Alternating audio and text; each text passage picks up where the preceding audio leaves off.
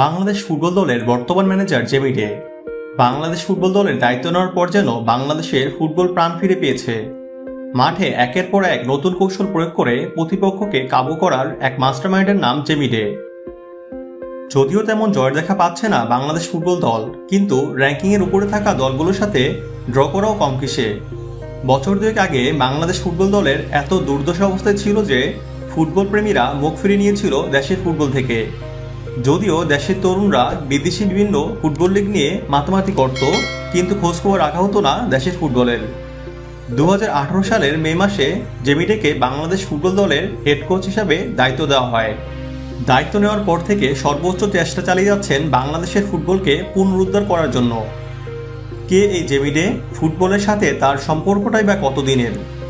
Jamie day 1979 সালের 13 September ইংল্যান্ডের লন্ডনের ব্রেক্সলিতে জন্মগ্রহণ করেছেন এবং সেখানে তার শৈশব অতিবাহিত করেছেন তিনি। তার খেলোয়াড়ি জীবনের অধিকাংশ সময় ওয়েলিং ইউনাইটেডের হয়ে একজন মধ্যমাঠের খেলোয়াড় হিসেবে খেলেছেন। তিনি মূলত একজন কেন্দ্রীয় মাঠের খেলোয়াড় হিসাবে খেললেও মাঝে মধ্যে আক্রমণাত্মক মধ্যমাঠের খেলোয়াড় হিসাবে খেলেছেন।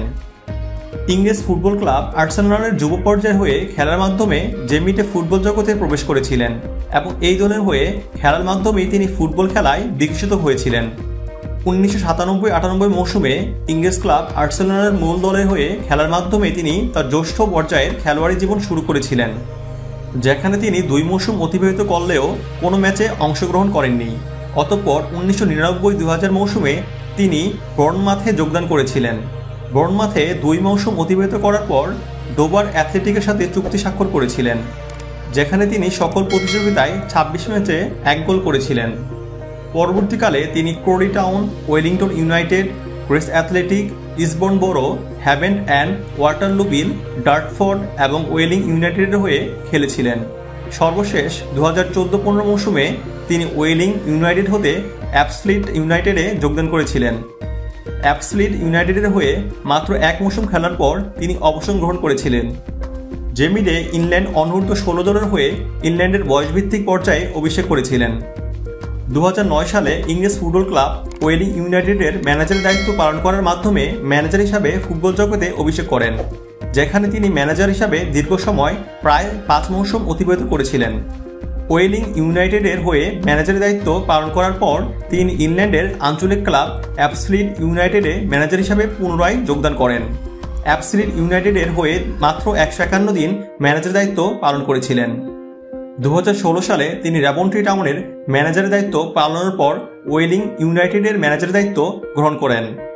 2018 সালের 16 মে অ্যান্ড্রু ওয়ার্ড বরখাস্ত হওয়ার পর তিনি বাংলাদেশ ফুটবল দলের ম্যানেজারের পদে নিযুক্ত হয়েছেন। যদিও বাংলাদেশ ফুটবল দলের প্রধান কোচ হিসাবে যোগ দেওয়ার সময় অনেকে ভেবেছিল কী বা করবে জেমি ডে। না ছিল তেমন খ্যাতি, ছিল না জাতীয় ফুটবল দলের কোচ হিসাবে কোনো পূর্ব অভিজ্ঞতা। ঠিকই কাজের কাজটা করে দিচ্ছে যোগদানের পর থেকেই।